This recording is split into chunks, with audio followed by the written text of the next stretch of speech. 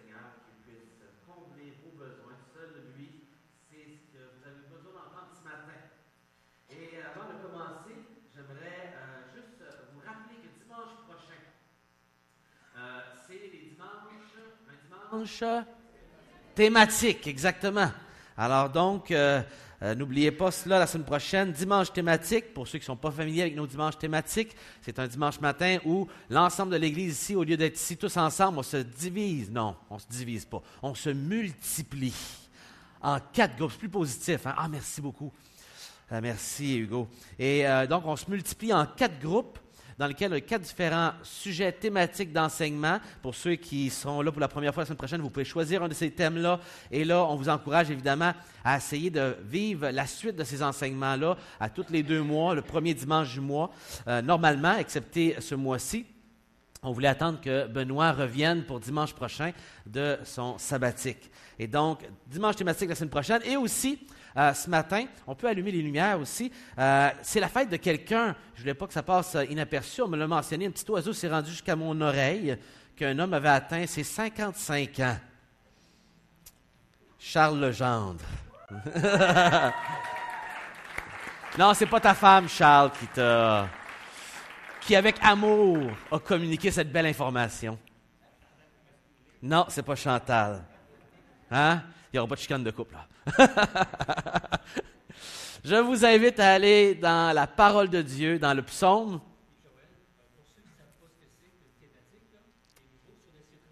Oui. Merci Gilles, c'est excellent. Sur le site de l'Église, allez sur le site de l'Église. Hein? Chaque semaine, il y a toujours un nouvel enseignement et entre autres, il y a un endroit où vous pouvez voir une vidéo de 4 minutes qui donne l'information sur c'est quoi les thématiques, à quoi ça ressemble, qu'est-ce qui se passe. Et c'est vraiment une belle ambiance, c'est très agréable. Donc, je vous invite à y être et à aller sur le site. Gilles nous a préparé ça et vous allez retrouver aussi d'autres enseignements. Pour les capsules en passant du mercredi, alors dans le mois de décembre, il y aura 1 ou 2 semaines qu'on va avoir une absence de capsule du mercredi, mais il y a un enseignement qui va apparaître, soit cette semaine ou la semaine prochaine probablement, sur la tour de Babel, Genèse chapitre 11, et les incidences de cette histoire de la tour de Babel dans notre histoire humaine, son importance. Donc, c'est un enseignement qui a été fait à la jeunesse qui va être disponible sur le site Internet à la place d'une capsule du mercredi à quelque part cette semaine ou la semaine prochaine. C'est bon? Parce que dans le mois de décembre, il y a un peu moins d'enseignements que j'enseigne à la Victoire de l'amour, donc il y aura une pause de 1 ou 2 semaines au moins. On est dans les psaumes ce matin. J'aime aller dans les psaumes. Une fois par année, j'aime qu'on puisse aller dans ce grand livre des psaumes de la plus haute importance dans l'Ancien Testament. C'est le plus grand livre de l'Ancien Testament, 150 psaumes. Et c'est un livre que souvent, la moitié de la salle se divise ainsi. Si je demande combien aiment lire les psaumes, ça leur fait du bien, généralement, il va y avoir à peu près la moitié de la salle. Combien aiment lire dans les psaumes, ça leur fait du bien, ça les encourage. Oh, elle est assez émotif, c'est bon ça. Combien, honnêtement, il n'y a pas longtemps, il y en a plusieurs qui me l'ont déjà dit, moi, ça ne me rejoint pas, c'est émotif, je ne suis pas de même, je suis très rationnel, puis bon, les intellectuels, bon, Jérémie s'assume. Regardez Jérémie, je vous dis Jérémie. Allez, il y en a d'autres là, qui veulent être honnêtes, là, puis se confesser, il n'y a pas de mal, là. Ah, et voilà, dans la même famille. C'est correct, ça. Jocelyn, Jocelyn m'avait déjà dit ça dans le passé. Il y en a d'autres aussi, des fois, que, c'est ça, il lit des psaumes, puis ça, des fois, il y a un psaume préféré, mettons, qui aime, qui les rejoint, mais des fois, ça ne les rejoint pas émotionnellement. Souvent, on est plus intellectuel, ça ne nous rejoint pas. Et je peux vous dire, pendant des années, les psaumes, ça ne me parlait pas bien, excepté le psaume 1. Le psaume 1, ça me parlait. Je l'avais appris depuis que j'étais tout jeune, je le chantais, je le savais par cœur. Puis c'est un psaume d'instruction formidable. Et même avec le psaume 1, et le psaume 1 et 2 ensemble, c'est vraiment des psaumes importants parce qu'ils donnent aux autres psaumes qui vont suivre un peu la base théologique de réflexion sur lesquelles on peut toujours revenir. Quand vous allez lire les psaumes, vous pouvez toujours lire un psaume n'importe où. À un moment donné, c'est bon de revenir à psaume 1 et 2. Vous allez retrouver des vérités qui aident à faire la correspondance. C'est comme le psaume 1 et 2, c'est comme si le guide pour nous accompagner, qu'on devrait relire régulièrement, pour accompagner et comprendre les psaumes à mesure qu'on les avance et qu'on lit dedans. Les psaumes sont d'une très haute importance, non seulement pour la culture juive, parce qu'ils étaient écrits, évidemment, comme vous le voyez ici, dans les petites écritures, en hébreu. Mais des fois, ce n'est pas toujours évident de traduire de la poésie d'un langage à un autre, n'est-ce pas? On n'arrive pas à faire justice à la prose anglaise en la traduisant en français souvent. Hein? On essaye, mais C'est jamais pareil, les tournures, les petites choses, ça demande beaucoup d'efforts. C'est un art de bien traduire de la poésie. Et beaucoup s'y ont vraiment pété les dents parce que ce n'est pas donné à tous.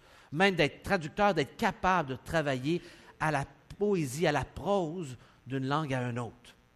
Mais malgré tout, dans nos langues diverses à travers la terre, les chants des psaumes, les prières dans les psaumes, les invitations, les instructions dans les psaumes, parce que c'est très varié, la forme et la manière dont les psaumes nous parlent, se sont retrouvés à travers toute l'histoire de l'Église, d'être une bénédiction dans les différentes traductions à travers le monde entier.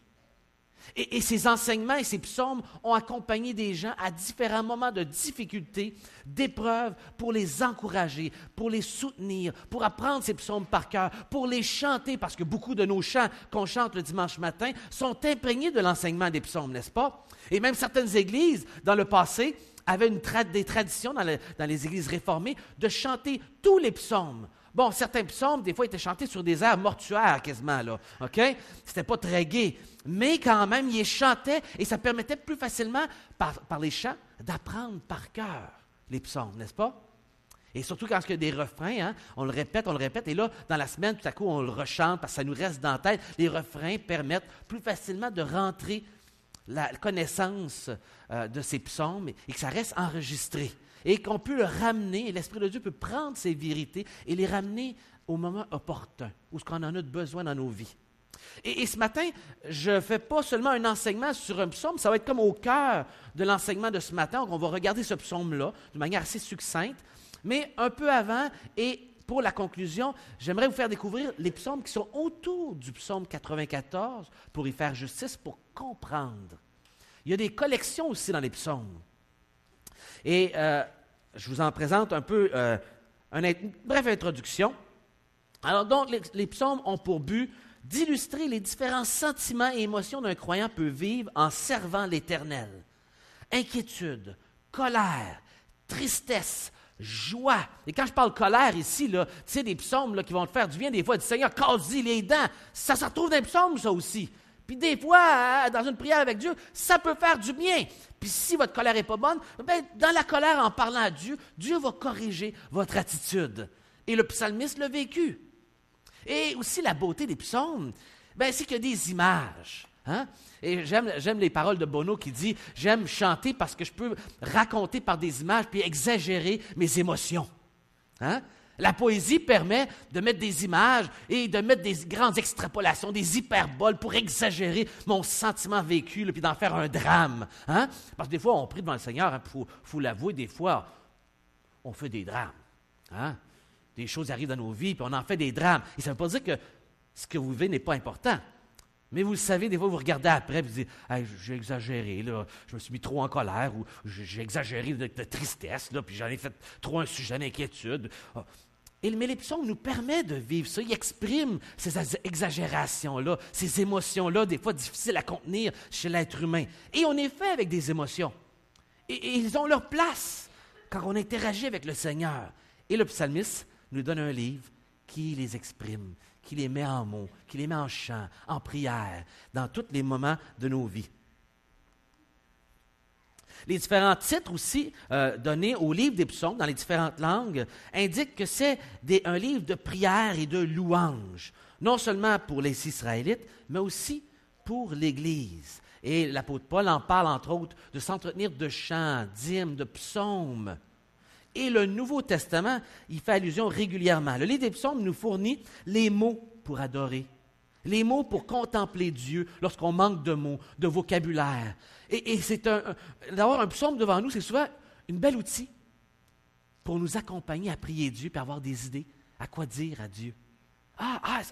C'est bon, je veux dire ça à Dieu. Puis là, tu lis une pensée, oui, merci Seigneur pour ça. Ça habille nos prières avec des paroles inspirées de l'Esprit Saint que Dieu a permis que des hommes nous laissent.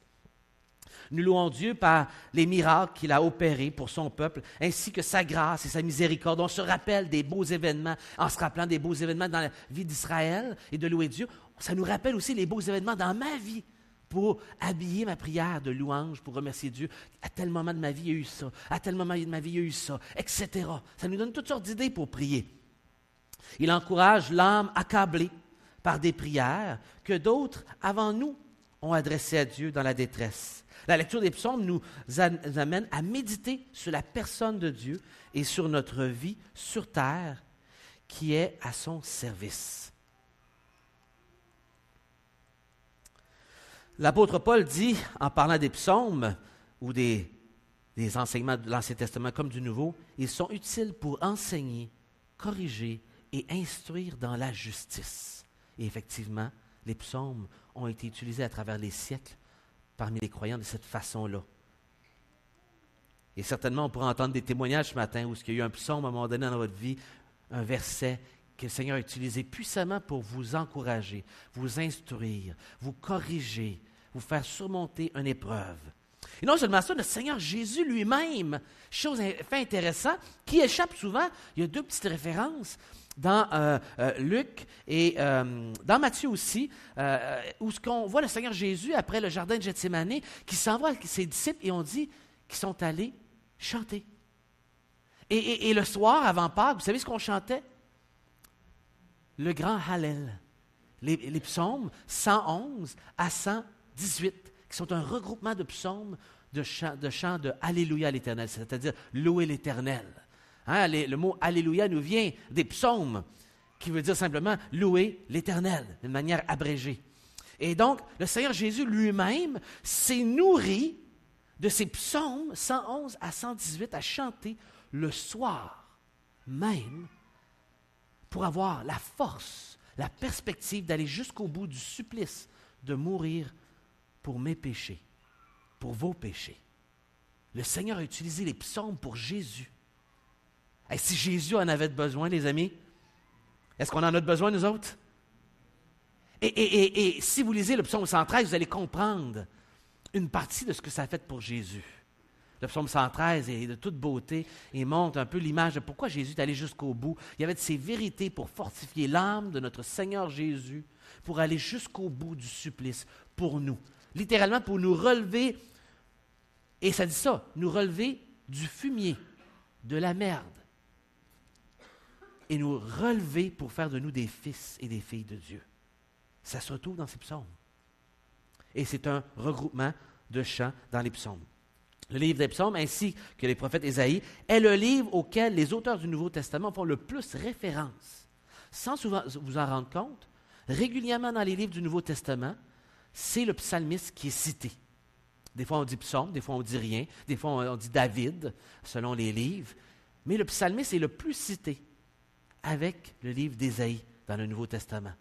Et donc on y voit des paroles aussi, donc prophétiques, utilisées par les auteurs inspirés du Nouveau Testament, par l'Esprit Saint, de reprendre ces paroles de l'Ancien Testament à des bons moments pour faire des enseignements et d'une manière très variée. Des fois, c'est au sujet de Jésus, des fois, c'est au sujet de la vie chrétienne. On va en prendre un exemple tantôt. C'est très varié de la manière qu'ils sont utilisés.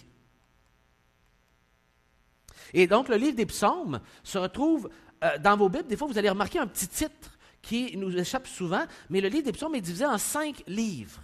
Et donc, j'ai mis ici les regroupements en chapitres. Et c'est pas clair pourquoi. Je ne sais pas. Les Juifs aiment à croire que c'est pour les 5 livres de la Torah, de la loi, Genèse, Exode, Lévitique, Nombre, Deutéronome. La correspondance n'est pas toujours aussi évidente à faire, un peu forcée comme idée. C'est regroupé en 5 livres. Pourquoi est-ce qu'ils ont été sortis à différents regroupements à différents moments donnés?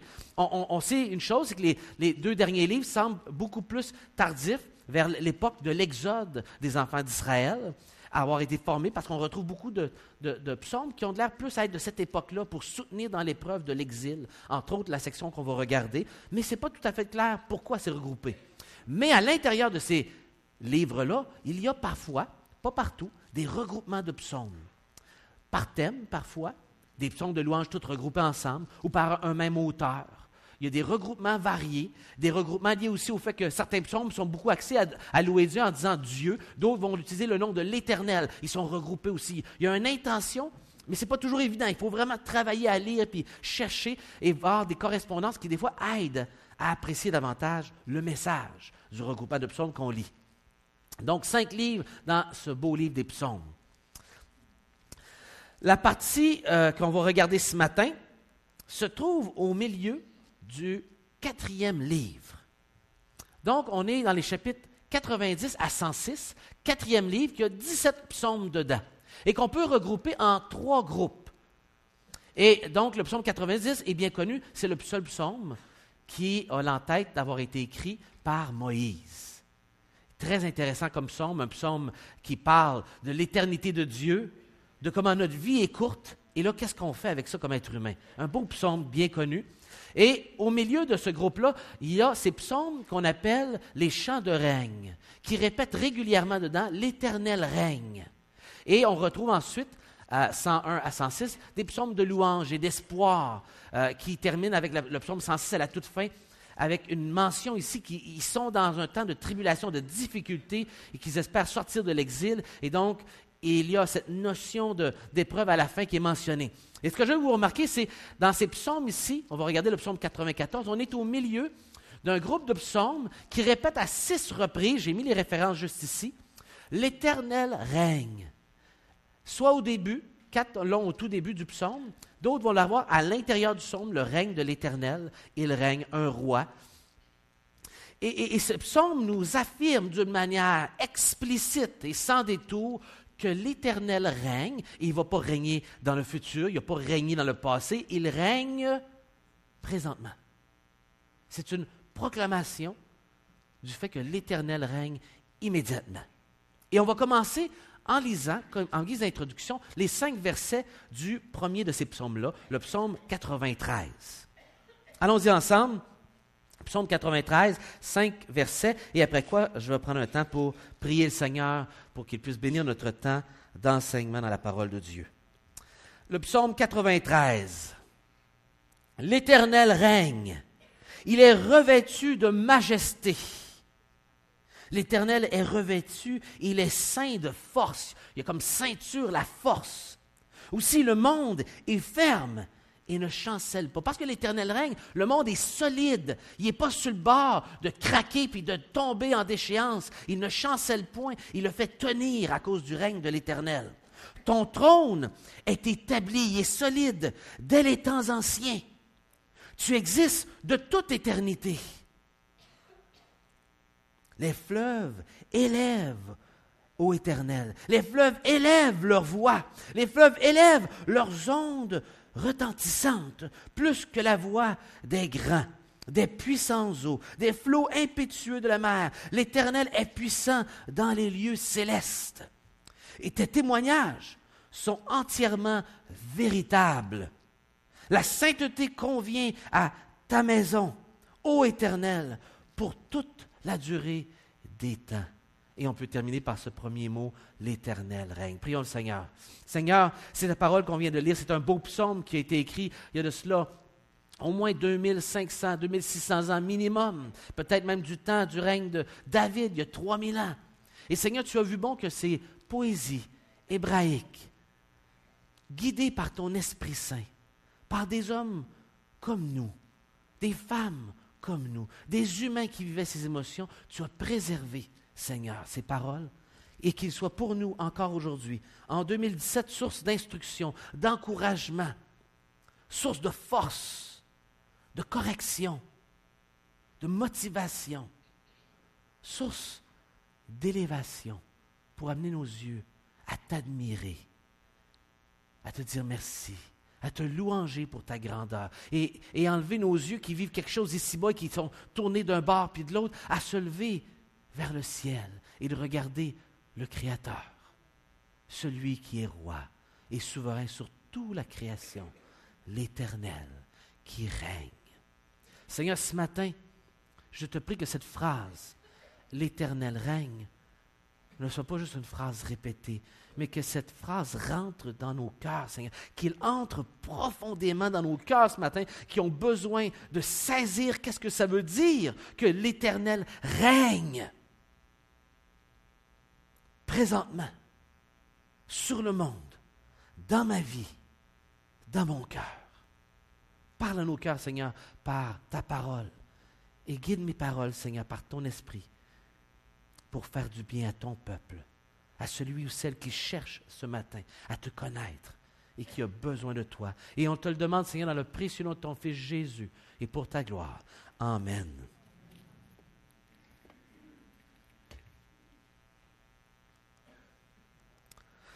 Le psaume 93, c'est l'introduction très simple à ce groupe de 8 psaumes, 93 à 100, 5 petits versets qui nous déclarent d'une manière sans limite, d'une manière sans réserve, que l'Éternel règne. Et il utilise la poésie pour établir le fait qu'il a un trône, il est solide, qu'il a un témoignage qui est véritable et qu'il a une maison qui est inébranlable.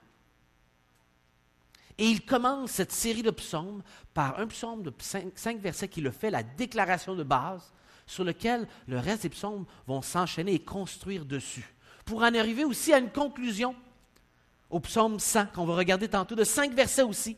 C'est le mot de la fin. Après avoir déclaré l'Éternel règne, les différents défis et invitations qui vont avec cette déclaration que si l'Éternel règne aujourd'hui, qu'est-ce que ça veut dire? Le psaume 100 nous dit comment atterrir notre avion. Qu'est-ce qu'il faut faire avec ça? C'est quoi la décision à prendre si tout ça c'est vrai?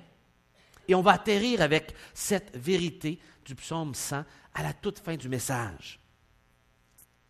Ce psaume montre où le croyant trouve un endroit de refuge dans les difficultés. Rien ne dépasse la puissance divine du Seigneur. Rien n'est plus stable que son règne. Rien n'est plus certain que ce que Dieu nous a révélé. Parce qu'il est véritable. Vérité. C'est quelque chose de certain. Et c'est une citation de John MacArthur. Maintenant, au milieu de ce groupe de psaumes, vient une question inévitable qu'on est obligé de faire face à un moment donné ou à un autre. Et c'est là qui va être au cœur de mon message ce matin, qu'on va passer les 25 prochaines minutes environ à regarder ce psaume et le comprendre. Si vous avez moindrement vécu un peu, que vous avez placé votre foi en Dieu, inévitablement, à un moment donné ou à un autre, vous avez été confronté à l'injustice. Vous avez vu à la télévision des choses choquantes qui se passent dans notre monde et qui nous amènent à des questions inévitables, c'est-à-dire, c'est bien beau, Joël, que l'Éternel règne. C'est génial. C'est une belle déclaration. Mais quand moi, je marche dans la rue, je regarde à gauche, à droite, à mon travail, quand je voyage dans le monde entier, parce qu'on peut voyager maintenant si facilement à travers le monde entier, je regarde à gauche et à droite, c'est pas ça que ça a de l'air. On ne dirait pas que l'Éternel règne. On dirait que c'est le mal qui règne.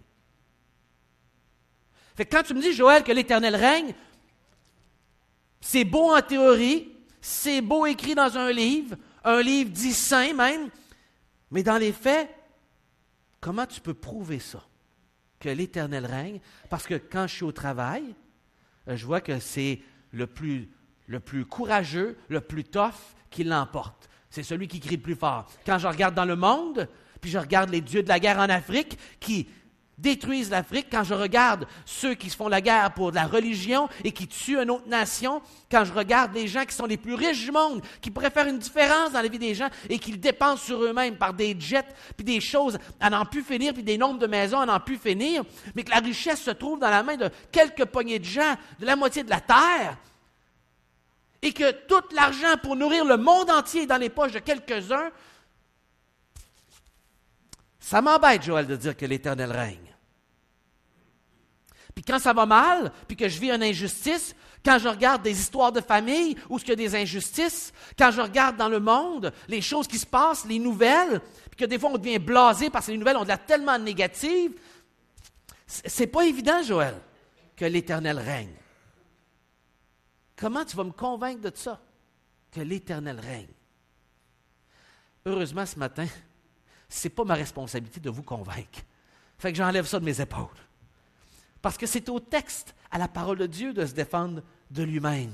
Si le psalmiste déclare ça, regroupe un groupe de psaumes autour de ce thème, il le développe, il nous offre les réponses à cette question inévitable qu'on doit faire face et qui choque les gens de notre génération, depuis toutes les générations, qui crient à l'injustice, qui utilisent ce qu'on vient de parler ici comme choquant autour du monde pour dire, tu vois, Dieu n'existe pas. Et j'aurais voulu mettre même le titre, Comment croire à Dieu alors qu'autour de nous, on a l'impression que Dieu n'existe pas? Croire à Dieu quand ce que je regarde dans le monde me donne l'impression qu'il n'est pas là. Ou que s'il n'est pas là, qu'il a les bras croisés, puis il semble un peu indifférent, non interventionniste, il laisse un peu les choses aller.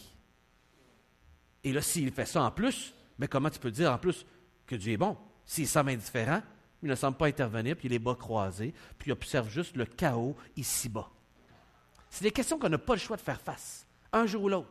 Et un des psaumes les plus connus à ce sujet-là, c'est le psaume 93, n'est-ce pas? Où ce qui jongle avec cette question-là, le psaume, pas 93, 73, excusez-moi.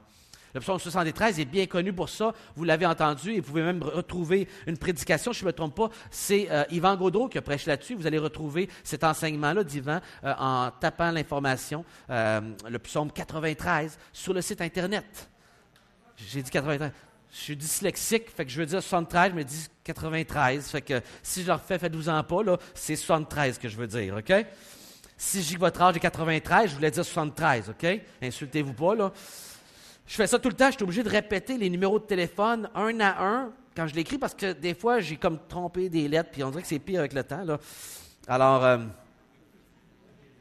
j'ai trompé des lettres, c'est ça que vous le riez, hein? Moi, je trompe des lettres. Oui, ouais, c'est avec des chiffres en plus. Hey, là, Vous êtes sûr que vous voulez m'écouter un matin, là? Il y a sûrement quelqu'un qui se trompe moins souvent quelque part à écouter, là. Si ça ne fait pas votre affaire, vous irez sur l'Internet, il y a d'autres enseignements, OK? Mais je ne suis pas sûr qu'ils vont couvrir les psaumes. Et encore moins les psaumes 93 à 100 qui sont une perle de beauté. Allons dans le psaume 94. Je l'ai bien dit, là, hein? Pas 74. Et on va regarder ce psaume qui, en partant, peut paraître choquant. Soyons bien honnêtes, parce que ce n'est pas des mots qu'on est habitué d'entendre lorsqu'on lit. Dieu des vengeances. OK. L'Éternel Dieu des vengeances paraît. Lève-toi, juge de la terre, rends aux orgueilleux selon leurs œuvres. C'est une prière chrétienne.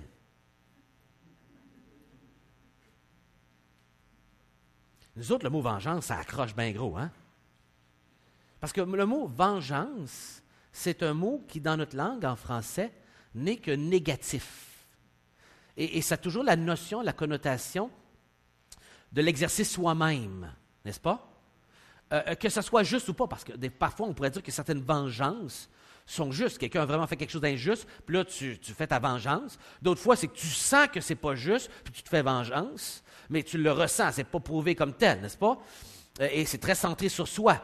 Et la Bible nous dit aussi, à Dieu la vengeance, pas à nous. Fait qu'à quelque part, il y a une place pour la vengeance, mais ça semble être quelque chose qui est difficile pour nous à gérer. Et chose qui est intéressante, nous, on a plus de vocabulaire pour exprimer des nuances dans des mots. Mais dans la langue hébraïque, on retrouve 8000 mots dans l'Ancien Testament. À la même époque, pour traduire l'Ancien Testament, on a utilisé 35 000 mots en grec. Alors, vous voyez, le grec est plus précis, plus de mots. C'est plus compliqué, mais c'est plus précis. Et en hébreu, dans ces 8000 mots-là, il y en a 2000 qui sont utilisés une seule fois. Fait qu'il en reste 6000 qui sont utilisés et ils ont 500 racines en commun.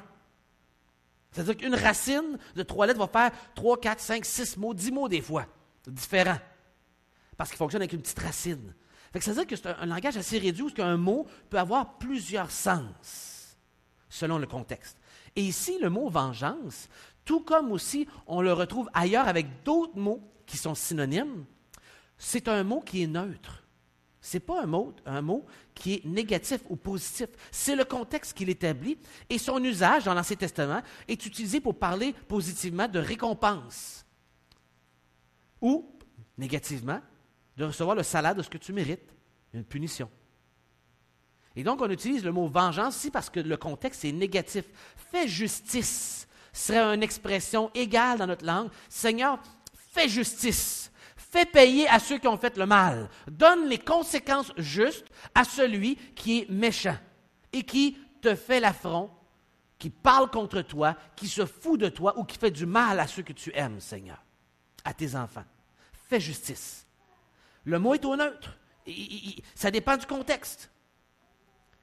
Et donc, il ne faut pas se laisser impressionner ici par notre langue qui nous donne l'impression que c'est négatif de parler de vengeance.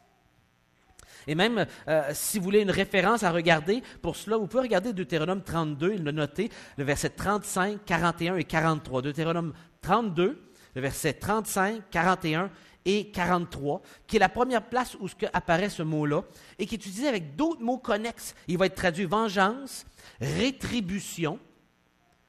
Rétribution, donc, c'est de donner ce que tu mérites. Ça peut être positif, ça peut être négatif. Repayer, salaire, punition. Et il dit que si le peuple d'Israël vit ça, qu'il y a de la vengeance qui est faite sur ce qui est mal, de la rétribution, ça va expier. Ça fait l'expiation pour le pays. C'est quelque chose de positif dans ce contexte-là. Il y a une place pour ça. Et même, je vais en parler dans notre groupe thématique dans quelques mois, on va en parler, en fait, ce ne sera pas moi qui vais en parler, mais la Bible utilise même le terme qu'on utilise comme traduction, vengeur de sang, pour les villes de refuge.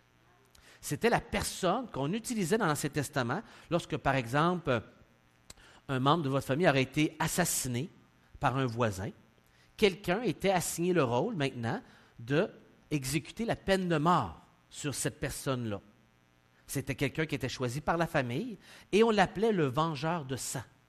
En réalité, ça devrait être appelé le racheteur de sang, le goël. Le même mot pour racheta. Rachat était utilisé aussi pour racheter le sang qui a été coulé injustement. J'espère que je ne vous perds pas. Et donc, il y avait un vengeur de sang. Mais c'était ordonné par Dieu. Il y avait une place là pour avoir quelqu'un dont son rôle était d'exécuter la justice et là, ici, d'exécuter la peine capitale qui avait été établie avec des règles, une ville de refuge, des juges et une procédure pour que ça se fasse avec justice. Et dans un groupe thématique, dans le livre de Deutéronome, on va toucher à le bonheur qui provient de la justice. Mais c'était une sorte de petite publicité. Je vous résume, avant d'aller dans les prochains versets, en un petit paragraphe, ce qu'il est en train de dire ici. Demandez pour la vengeance de Dieu. Mais comment demander pour la vengeance de Dieu? Par le fait que Dieu, premièrement, est juge. Il dit au verset 2, Dieu est juge. Il le répète au verset 15. Et il fait revenir le mal. Écoutez bien ceci, comment Dieu le fait. Il fait revenir le mal des méchants à eux-mêmes. Il fait revenir sur eux ce qu'ils ont fait. Sur eux leur propre faute, au verset 23, il dit. Et ainsi subir ce qu'ils méritent comme l'effet boomerang, tout simplement. C'est ça la rétribution. C'est de donner ce que quelqu'un mérite, et on peut penser simplement à l'histoire de Haman. L'histoire de Haman, qui à l'époque des années 480 à peu près, avant Jésus-Christ, Haman a voulu détruire le peuple d'Israël. Parce qu'un homme juif ne voulait pas se courber devant lui. Et il avait installé une potence très, très haute dans sa cour pour que cet homme qui ne voulait pas se prosterner devant lui puisse subir ce jugement-là, l'affront que cet homme-là, le deuxième du royaume, Mardochée, alors que tout le monde se prosterne devant lui, Mardochée, lui, ne voulait pas se prosterner, je ne me prosterne pas devant un homme. Et Dieu a permis, par un concours de circonstances que lui contrôlait, pas à la fin des temps, de son vivant, de voir l'homme recevoir ce qu'il avait planifié justement pour l'autre, revenir sur lui. Il a fait revenir le mal sur lui-même. Ce qu'il a semé, il a récolté. Il y a une place pour ça.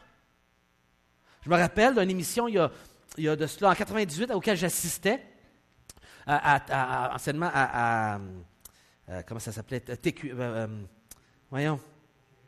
TQS, hein, c'est ça? TQS, avant Z TV, là.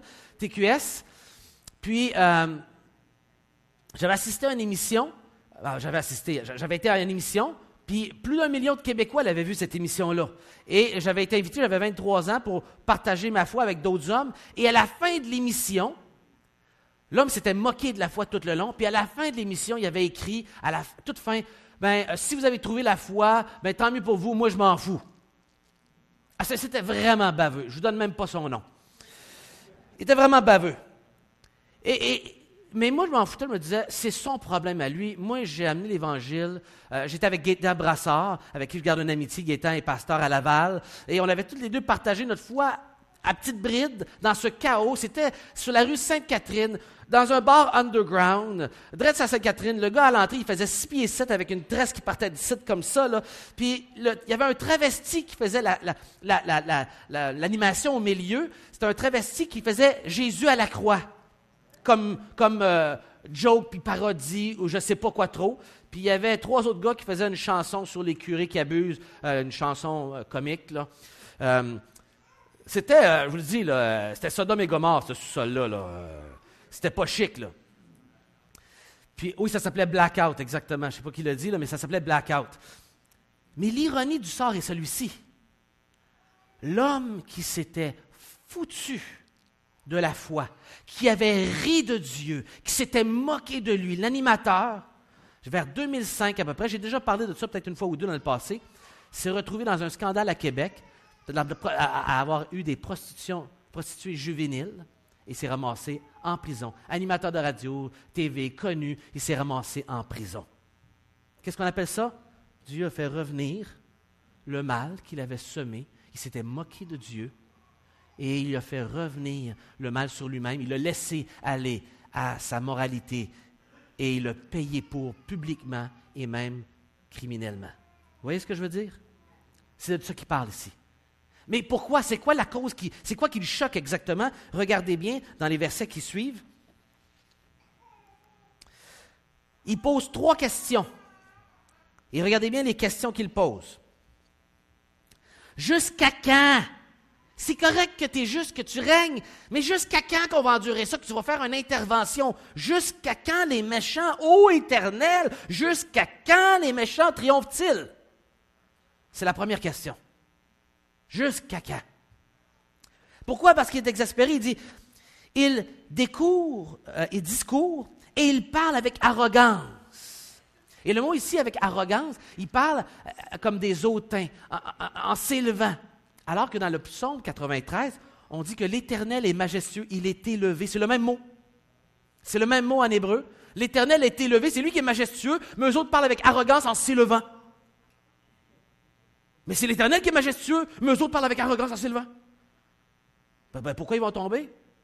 C'est à cause de ça. Et il est choqué de ça, il parle avec arrogance. Tous ceux qui font le mal se glorifient. Ils se vantent, regarde, Dieu fait rien. Regarde, je réussis, je fais de l'argent, comme de l'eau. Cette semaine, il y avait un documentaire qui va sortir prochainement sur Escobar, là, puis qui remplissait un avion rempli de billets. Il ne pouvait même pas s'asseoir. Impunément, même au-dessus de la Floride. Ben voyons donc, l'argent, il sort par les oreilles. Il fait ce qu'il veut, lui. Mais il fait le mal. Et c'est ça qu'il parle, Éternel. Ils écrasent ton peuple, ceux que t'aimes. C'est pour qui t'es mort. Ils les écrasent. Il faut que tu fasses de quoi, Seigneur? Ils oppriment ton héritage.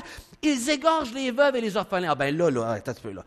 Là, par exemple, quand tu touches aux veuves, aux orphelins, que tu touches aux pauvres, là, ça vient écœurer Dieu, pas à peu près. Et le psalmiste le sait. Parce qu'il sait combien qu'il y a de fois dans l'Ancien Testament qu'il y a une préoccupation pour ces gens vulnérables, l'orphelin, la veuve, la personne handicapée, la personne âgée, la personne qui est pauvre. Puis il dit, il s'en prend à eux autres, il les tue, Seigneur. Ces gens-là, ils les tuent, puis tu as mis des lois pour les protéger. Faites quoi? Ils réclament que Dieu accomplisse sa loi. C'est louable. Il y a de quoi être choqué. Je devrais être choqué de voir l'injustice comme ça. Je ne peux pas rester indifférent. Si tu n'as pas de montée de lait, il y a quelque chose de pas normal.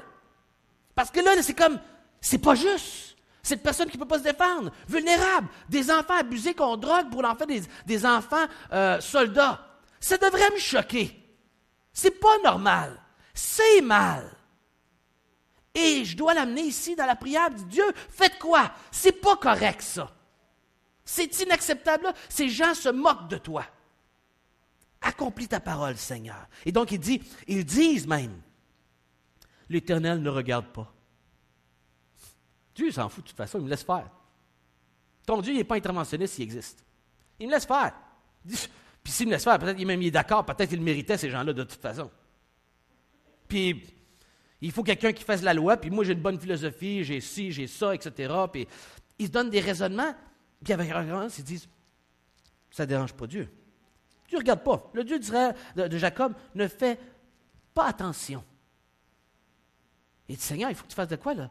C'est ça qu'ils disent, c'est ça qu'ils font. C'est avec cette attitude-là qu'ils interagissent. Tu ne peux pas tolérer ça, Seigneur.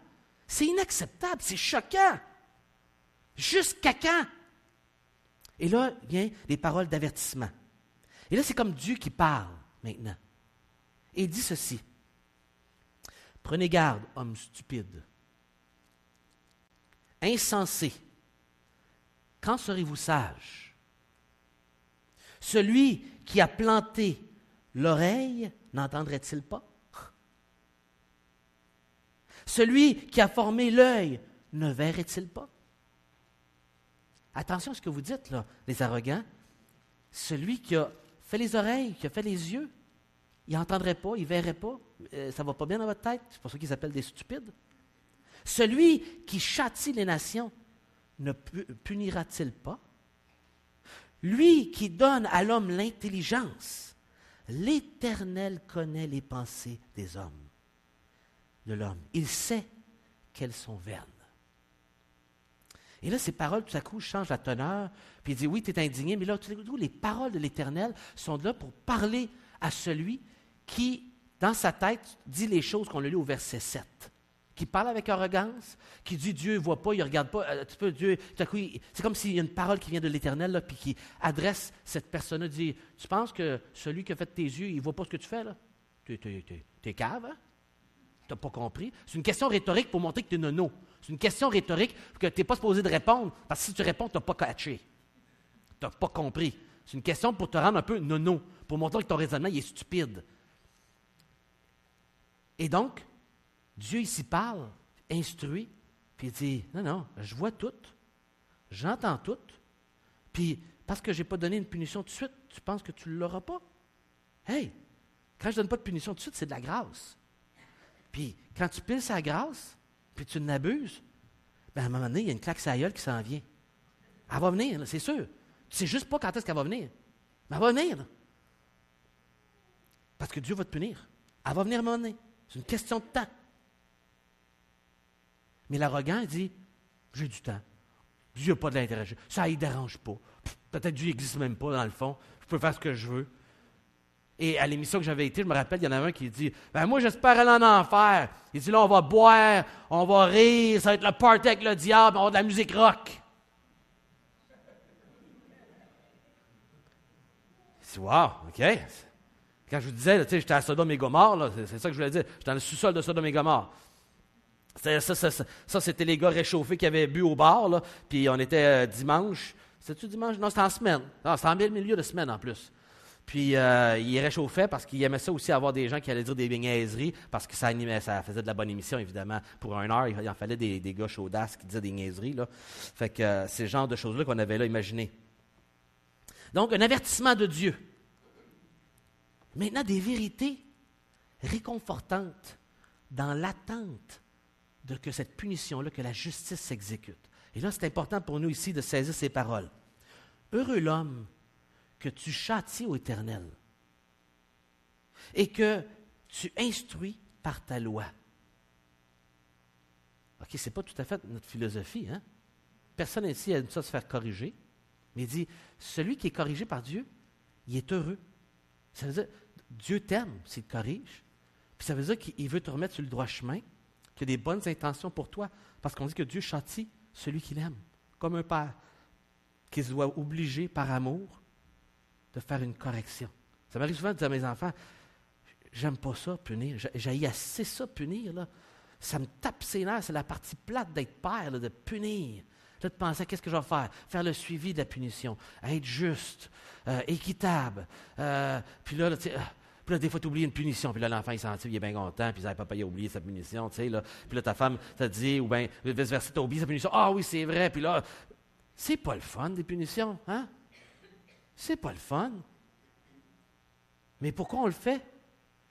Parce qu'on aime notre enfant, puis on se dit, je ne peux pas tolérer qu'il fasse le mal, puis de ne pas lui montrer que ça, c'est mal, qu'il y a des conséquences. Sinon, il va aller dans la vie, puis il va continuer à faire ça à Pierre-Jean-Jacques. Puis j'y apprendrai pas le bien, le mal, puis il y a des conséquences à tes choix. Fait qu'on fait cette tâche-là plate d'éduquer. Mais il dit, heureux celui que Dieu châtie, puis qui corrige, puis qui donne de l'instruction, puis qui a entendu les versets 8, 9, 10, 11. Il est heureux, celui qui l'a entendu, puis qui a accepté de dire « Hey, il vient de me traiter de stupide, là. Il m'a traité d'insensé en plus. » Ah ben, OK. Pourquoi? Ah, parce que je pense ça. Puis s'il reçoit, puis ça change, il est heureux. Mais s'il ne reçoit pas, c'est le malheur. Pour le clamer au jour du malheur, jusqu'à ce que la fosse soit creusée pour le méchant. Car l'Éternel ne délaisse pas son peuple. Même si tu vois son peuple manger de la misère, il ne l'a pas délaissé. Là. Illusionne-toi pas, là. Parce que le roi de Babylone, par exemple, croyait que Dieu lui avait donné le tout pouvoir, là. Puis là, à cause de ça, il en profitait, mais il a abusé du mal qu'il a fait envers Israël. Puis à un moment donné, il dit, tu as exagéré. Oui, je t'ai laissé gagner. C'est moi qui t'ai laissé gagner Israël pour les punir, parce que ça faisait 400 ans qu'ils se foutaient de moi. C'est on-off, c'est assez. Là, je vais même leur enlever le lieu de culte pour montrer que Dieu n'est pas lié à juste un lieu de culte. Je suis le créateur, je suis partout. Mais là, lui a abusé, puis Dieu a été obligé, lui à qui il a donné l'occasion de donner une punition, il a été obligé de le punir, de l'humilier, parce qu'il s'est vanté, il pensait qu'il méritait, que c'était lui qui était bon, puis il a abusé de la méchanceté, il a exagéré.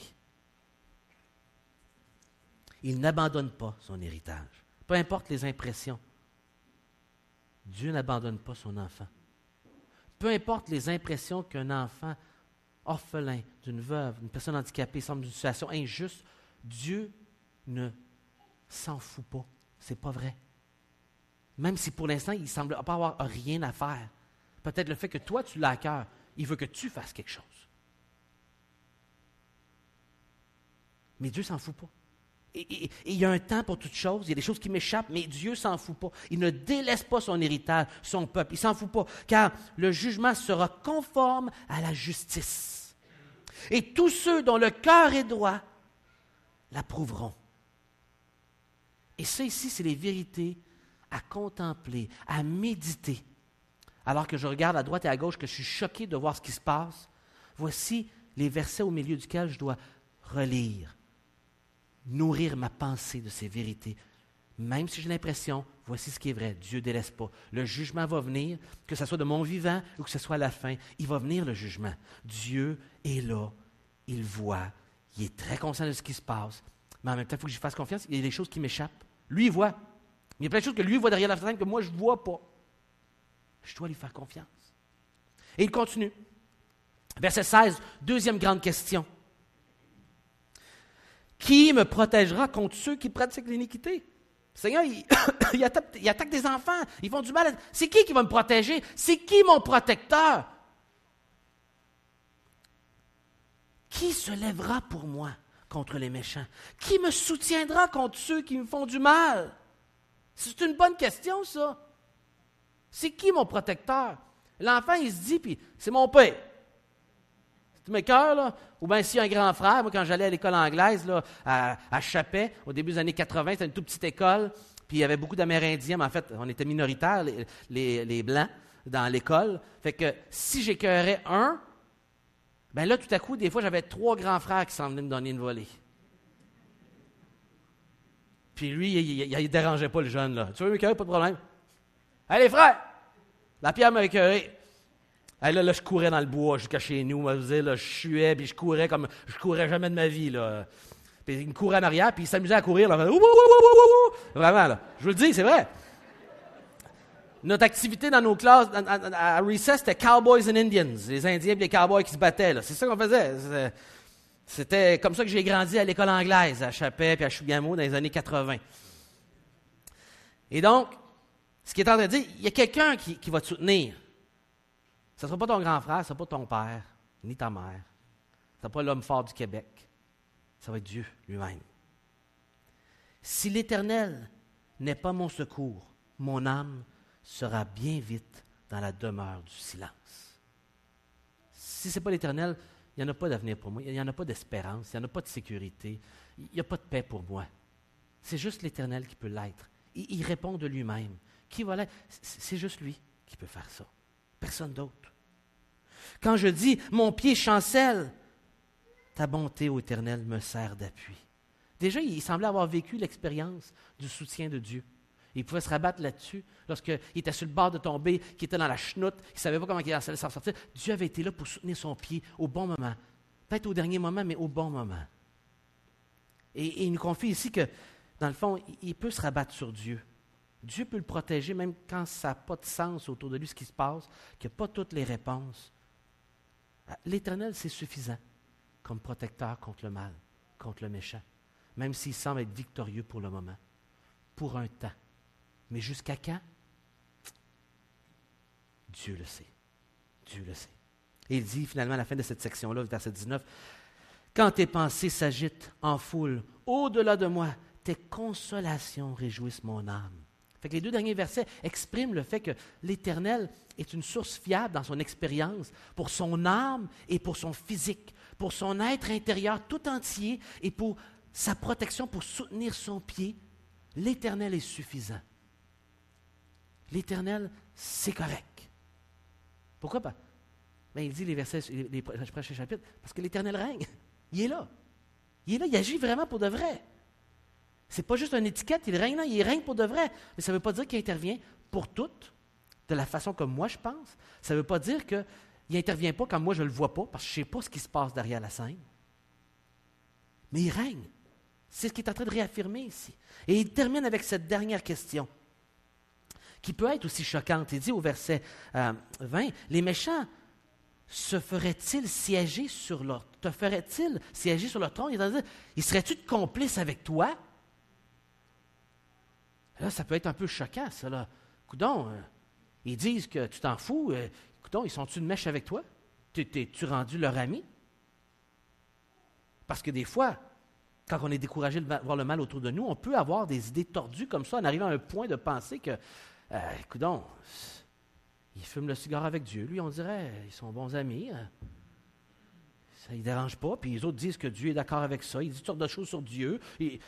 Et d'en venir à ce genre de réflexion, eux forment des desseins iniques en dépit de la loi. Ça n'a pas l'air à te déranger, tu as l'air quasiment de mèche avec eux autres. Ils se rassemblent contre la vie du juste. Ils condamnent le sang innocent. C'est pour ça qu'il faut être choqué de tout ça. Mais voici comment il termine comme réponse à cette question-là, cette dernière question du psaume, versets 22 et 23. Et je les ai traduits le plus simplement de l'hébreu au français. Okay? Puis, il y a les deux premières lignes, c'est le verset 22. Puis les trois dernières lignes, c'est le seul verset du psaume qui n'est pas à 2 lignes, qui est à 3 lignes comme conclusion, le verset 23. Voici ce que ça dit. « L'Éternel est devenu pour moi un refuge, et mon Dieu, un roc. Mon refuge. » 3 mots. Ici, le mot refuge, c'est 2 mots différents, traduits de manière justifiée de cette façon-là. Et quand on voit le mot refuge ici, et qu'on va voir aussi un autre mot dans le psaume 100, on doit retourner au psaume 2, verset 12. On va y aller dans quelques instants. Mais ces mots-là nous rappellent un vocabulaire qui se retrouve au tout début, puis ce n'est pas pour rien. L'Éternel est devenu pour moi un refuge. Et mon Dieu, un roc. Mon refuge. Le roc est indéterminé, tout à coup, il est mon refuge. Il fera venir sur eux leur iniquité. Il va ça revenir, c'est vraiment le mot, pas venir, revenir sur eux leur iniquité. Par leur méchanceté. Le moyen, c'est leur méchanceté qu'ils ont récolté, qui revient vers eux. C'est vraiment ça. Il les réduira au silence. L'Éternel, notre Dieu, les réduira au silence. Il parlait à la première personne. Là, tout à coup, c'est la première personne du pluriel. Notre Dieu. Là, tout à coup, il revient à un collectif. C'est comme s'il était en train de parler au personnel de ce que lui comprend dans ce psaume, puis à la fin, il veut que, hey, c'est notre Dieu. J'ai parlé aux gens, là, mais c'est notre Dieu. Il termine sur le collectif qu'on doit adopter ensemble, ici, comme Église, comme Assemblée.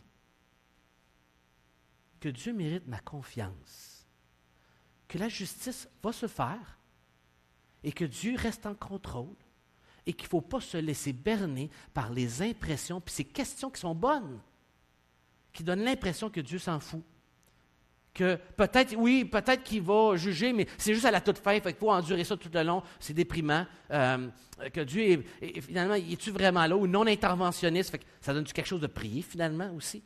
Si finalement, il laisse les choses aller, puis c'est juste à la fin qu'il va juger, il n'y aura rien qui va se passer entre-temps. Et le psaume est en train de répondre à toutes ces questions-là. Et si vous ne l'avez pas compris, prenez le temps de le relire. Prenez une autre version, relisez-le. Mais il faut le saisir ici, le message qui répond à cette question-là. Où es-tu, Seigneur? Où es-tu, Dieu, quand je regarde autour de moi tout le chaos qui m'entoure? Il est là. Et il a cette vérité-là.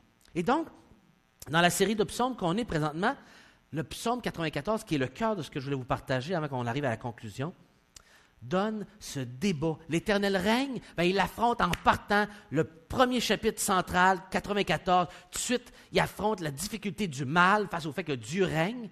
Et là, après ça, il va continuer en toute simplicité. Je vous résume en un diapo, c'est le message. Psaume 95, après avoir parlé de la justice qui va finalement se rendre, qui va finalement s'exécuter dans le verset qu'on vient de lire, le psaume 95, maintenant, va louer l'Éternel pour sa grandeur et sa royauté sur tous les autres dieux. Toutes les statues, les dieux avec un petit D. Cette louange est reliée à son engagement avec Israël ainsi que son histoire. Et même le psaume 95 est important. L'auteur du livre aux Hébreux, pour tout le chapitre 3 et 4, utilise les versets 7 à 11 pour enseigner l'importance de ne pas faire la même erreur qu'Israël, auprès duquel Dieu s'est engagé, mais de faire confiance à Dieu, de ne pas être incrédule. Et vous pourrez relire ça à la maison. Il utilise la moitié de ce chapitre-là, 95, comme moyen d'instruire dans son livre pendant 2 chapitres de temps. 2 chapitres complets à utiliser une partie comme leçon pour inviter à faire confiance à Dieu. Il mérite ma confiance. Israël s'est planté. Regarde ce qui s'est passé. Ils ont manqué le repos. Soyez pas incrédules comme eux. Faites confiance à Dieu. Pourquoi? Il dit ici, sa grandeur, sa royauté, le fait qu'il domine sur toutes les statues, les dieux pas vrais, les dieux fabriqués, les dieux qui valent rien, qui sont faits avec des choses humaines. Et il va pas plus loin. Il élargit sa vision, puis là maintenant il invite tous les peuples, les nations, la terre, sont invités à reconnaître comme créateur des cieux et comme étant absolument juste et vrai. De plus, même toute la création elle-même, les vagues, les animaux, la forêt, tout ça, sont invités à participer à louanger Dieu, parce que s'il règne, ce n'est pas juste sur les humains, c'est sur toute la création qu'il a créée. Vous voyez? Après avoir débattu cette question-là, philosophique du bien et de mal face au règne de Dieu, là maintenant on loue Dieu, on voit sa domination sur les dieux, et plus que ça maintenant, toute la terre est invitée à y participer, il ne doit pas se priver de voir et de participer à louer Dieu. Psaume 98 enchaîne avec un chant d'adoration. En fait, excusez-moi, le psaume 96 et 97 soulignent tous deux la grandeur de Dieu. Toutefois, le psaume 97 met de l'avant le sort maintenant que les idolâtres vont avoir face à ceux qui sont des croyants, qui est différent. Et il loue Dieu pour le sort différent des deux. Et au psaume 98, il enchaîne par un chant d'adoration pour la délivrance de Dieu. Dieu qui délivre dans les 3 premiers versets et qui est un thème qui revient à quelques occasions comme raison de louanger Dieu. Et même dans celui-là, en passant, il mentionne d'utiliser même tous les moyens, tous les instruments possibles pour louer Dieu, en tout temps, dans tous les siècles. Et le psaume 99, avant d'arriver à la conclusion, lui, nous invite à louer Dieu pour sa sainteté. Dieu est saint. Et c'est la qualité de Dieu qui est le plus soulignée dans toutes les qualités de Dieu qui sont louangées. Et donc, il le chante comme un refrain. Littéralement, à la fin de chaque refrain, au verset 3, verset 5, verset 9, il va chanter la sainteté de Dieu. Pourquoi? Parce qu'il est saint. Parce qu'il est saint. Et il va le répéter 3 fois pour que cette qualité de Dieu, de sa sainteté, sa perfection, sa pureté incomparable, le fait qu'il n'y a pas de mal en lui, incomparable à ce qu'il y a sur terre maintenant depuis qu'on a décidé de faire à notre tête, de désobéir à Dieu, ça ne se trouve pas en Dieu parce que lui, il est saint. Et donc, il mérite mon adoration. L'Éternel règne, il est saint. Et c'est un psaume que j'ai déjà prêché ici à la jeunesse il y a de cela une 15aine d'années. Mais là, on va lire le psaume 100 pour terminer. Et ça va être notre conclusion. OK?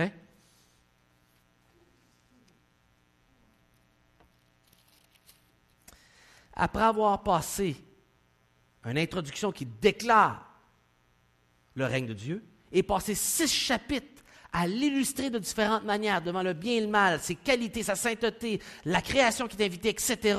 Là, c'est comme, OK, mais l'Éternel règne, ça fait 8 fois là que c'est dit de différentes façons, avec différents arguments. Qu'est-ce que je fais avec le fait que l'Éternel règne? Qu'est-ce que ça veut dire pour moi, simple mortel, qui entend ça? Qu'est-ce que je dois faire? Comment je dois répondre? Tout comme il a commencé avec un petit chapitre de 5 versets pour déclarer, il termine avec ce petit psaume de 5 versets aussi pour compléter. Et il invite à ne pas répondre de manière passive, mais active. Et donc, on retrouve 6 impératifs. Dans ces quelques 5 versets, 6 verbes d'action. Aller, de faire quelque chose, de répondre. Et il utilise l'image d'être le troupeau de Dieu pour nous inviter, son peuple, à agir. Psaume de louange, en fait, psaume de reconnaissance, littéralement. Toda, reconnaissance, c'est-à-dire merci. Psaume de merci. Et c'est la réponse de tout cela. Et c'est le seul psaume dans les 150 qui a cette en tête d'être un psaume de merci. Il y a d'autres psaumes qui expriment merci de différentes façons. Mais c'est le seul qui a en tête psaume de merci. Toda. Quand quelqu'un vous sert en Israël, tu dis Toda, merci. Reconnaissance. Tout aussi simple que ça. Poussez vers l'Éternel des cris de joie, vous tous habitants de la terre. Première invitation, réjouissez-vous, poussez des cris de joie, acclamez, comme on accueille un roi. Et c'est le mot vraiment acclamer. Deuxièmement, servez l'Éternel avec joie. Venez avec allégresse dans sa présence. Servez-le. Si tu as compris que l'Éternel règne, qu'il est un roi si grand, l'invitation, l'ampleur de ses qualités, de sa puissance, son intervention, le fait qu'il n'est pas indifférent à son peuple, je peux-tu faire quelque chose? Je peux-tu te servir? Y a-t-il quelque chose que je peux faire? Et c'est intéressant, le psaume 2, qui loue Dieu du fait qu'il place son fils comme roi, les gens de la terre qui veulent enlever le fils de Dieu comme roi, ou le roi davidique, et qui finalement est défendu par Dieu. Dieu qui dit, je me ris de ces gens-là qui essayent de se débarrasser de David, ou qui essaient de se débarrasser de son fils Jésus. Je me ris d'eux autres, c'est ridicule, c'est comme des fourmis que j'écraserais. Ils ont des plans, puis ils cogitent, puis ils prévoient contrôler le monde, puis c'est comme, non. Il parle de la royauté de Dieu au psaume 2. Et il termine en disant, servez-le. Le même verbe à l'impératif, il dit, serre-le. Vous savez, il y a eu, dans les années 90 surtout, il y a eu un livre de John MacArthur qui est sorti, qui voulait amener à l'Église une réflexion sur le salut. Et souvent, on disait que les gens acceptaient le Seigneur Jésus comme leur sauveur, celui qui les a sauvés de leurs péchés. Mais qu'il y avait un problème parce que les gens ne l'acceptaient pas comme Seigneur. Ça vous dit quelque chose? Et on utilise souvent l'expression « j'ai accepté le Seigneur comme mon sauveur et comme mon Seigneur ». Parce qu'il y avait une tendance à avoir des gens qui avaient de l'air à adhérer à la foi pour être lavés de leurs péchés, enlever la culpabilité, pour être délivrés du mal. Mais je ne veux pas que le Seigneur soit le Seigneur de ma vie, qu'il règne dans ma vie. Je veux qu'il reste juste le sauveur, celui qui m'a sorti de mes problèmes, mais pas le Seigneur de ma vie. C'est une notion complètement étrangère à les Écritures. Nulle part on fait cette distinction entre les deux. Quand tu acceptes le Seigneur, Dieu comme sauveur, il doit devenir ton Seigneur automatiquement. C'est un package deal, ce n'est pas une distinction. Fait que sauve-moi, mais après ça, je vais faire ce que je veux. C'est parce que tu n'as pas compris quelque chose, là. Si tu as vraiment sauvé et que tu as cru en lui pour le salut, c'est pas normal que s'il a sauvé ta vie qui était perdue, que maintenant, la vie qu'il a sauvée, tu veux la garder pour toi à faire ce que tu veux. Tu n'as pas compris quelque chose. Et donc, il avait amené ce livre-là pour dire, on ne peut pas séparer les deux. S'il devient ton sauveur, il doit devenir ton Seigneur, celui qui règne dans ta vie. Celui que tu décides, je veux te servir.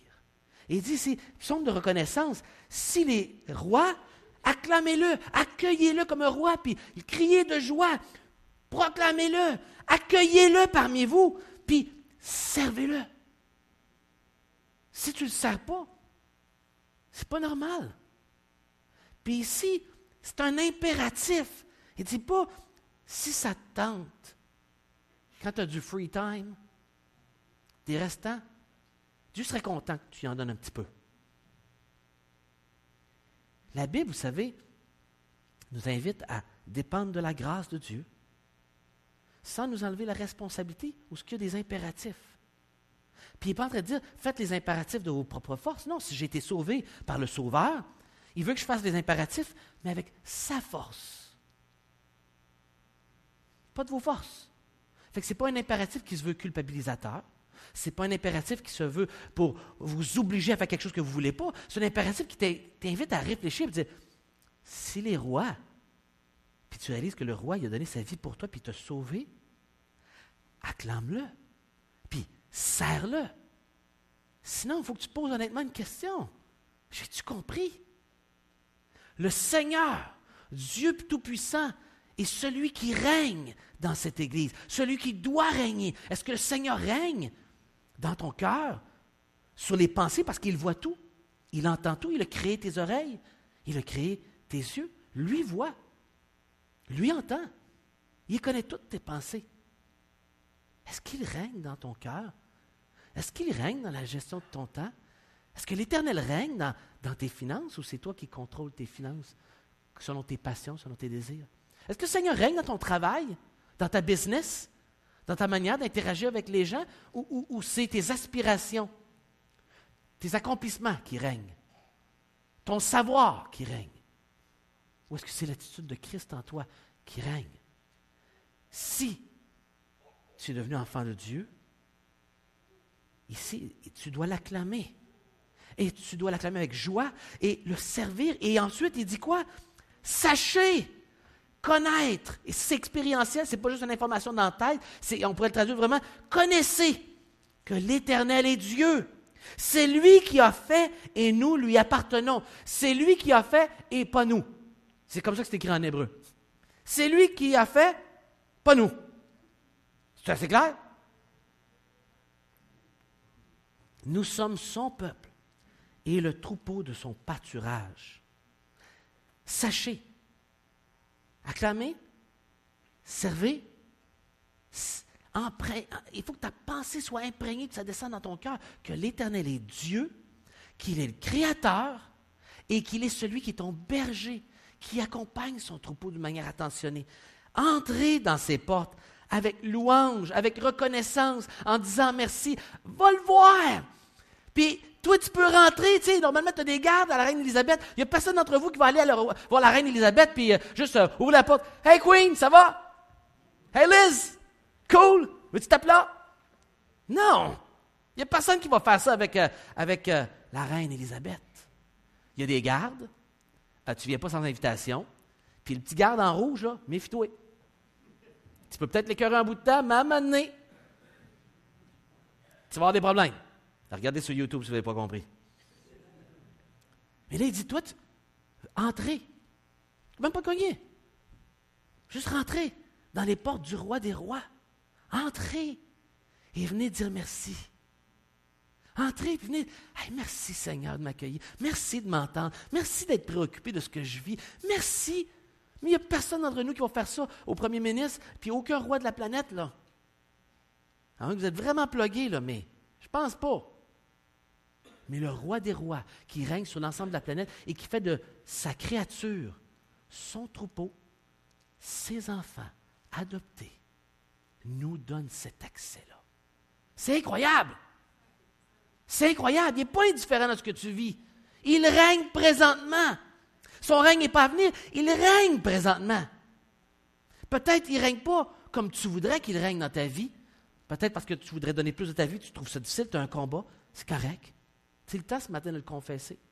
Peut-être qu'il ne règne pas dans ta vie parce que tu voudrais qu'il intervienne dans ces situations, puis tu n'acceptes pas qu'il n'intervienne pas comme tu voudrais dans ton couple, dans ta business, dans ton travail, avec ton enfant, avec tel voisin, avec telle sorte dans la famille, telle personne, puis je demande, puis il ne règle pas comme je veux. Oui, mais règle de l'Éternel ne veut pas dire que papa va faire tout ce que tu lui demandes. Papa, il dit non des fois.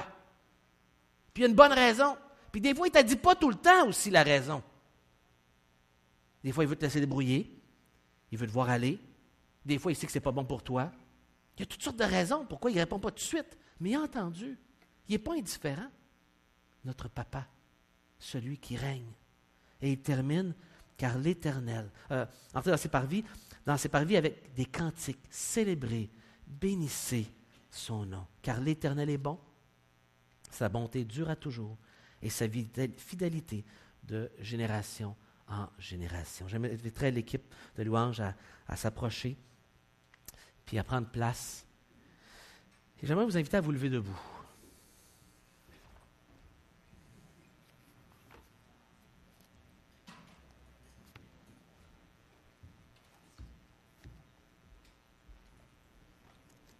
Alors qu'on va terminer dans la prière puis dans le chant, j'aimerais vous inviter à rester concentrés, à peut-être fermer les yeux à ce point-ci et prier le Seigneur.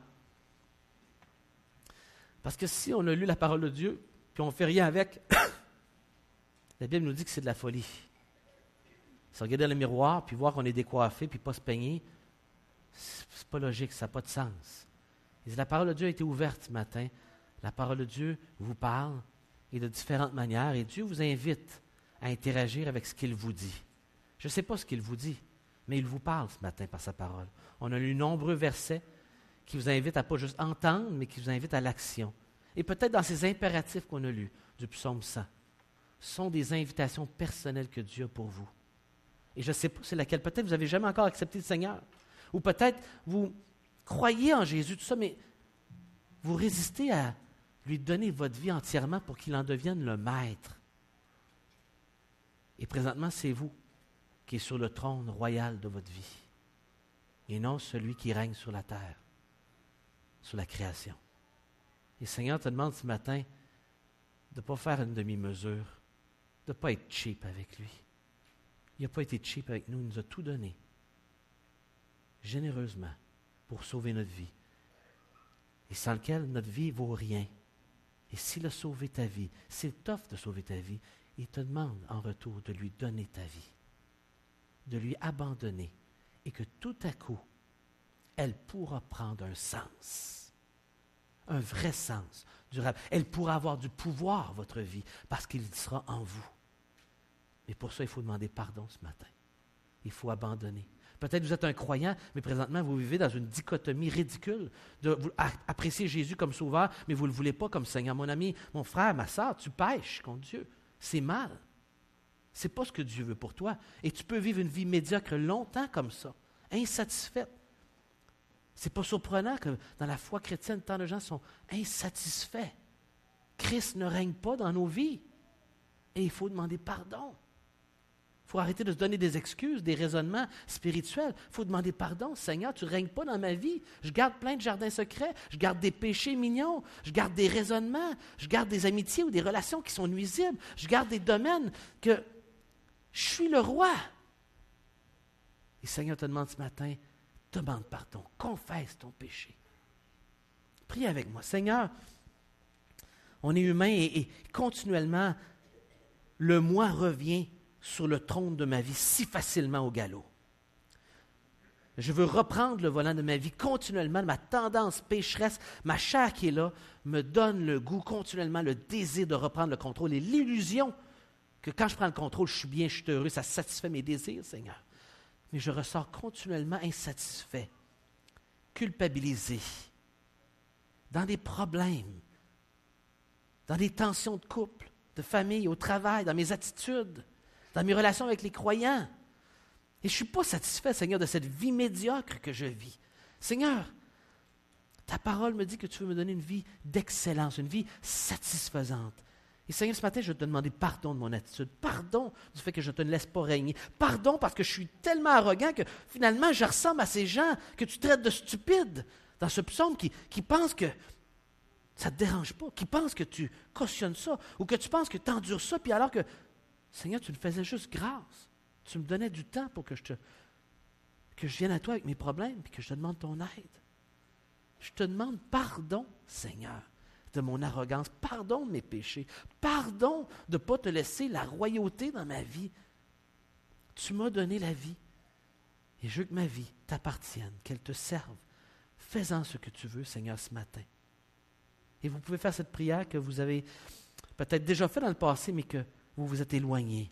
Vous pouvez faire cette prière si vous n'avez jamais, encore une fois non plus, donné votre vie à Jésus et qui vous invite ce matin, arrête, tu ne sais pas ce qu'il y a demain. Donne-moi ta vie maintenant. Je règne maintenant et tu ne sais pas quand est-ce que je vais revenir et que le quand va arriver. Oh Seigneur, entends le combat dans nos cœurs ce matin. Reçois nos confessions. Pardonne nos péchés. Restaure nos éloignements.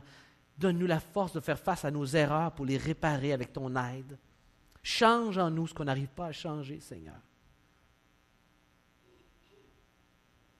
Nous voulons t'abandonner notre vie, Seigneur. Nous. Dans le nom de ton Fils Jésus. Amen.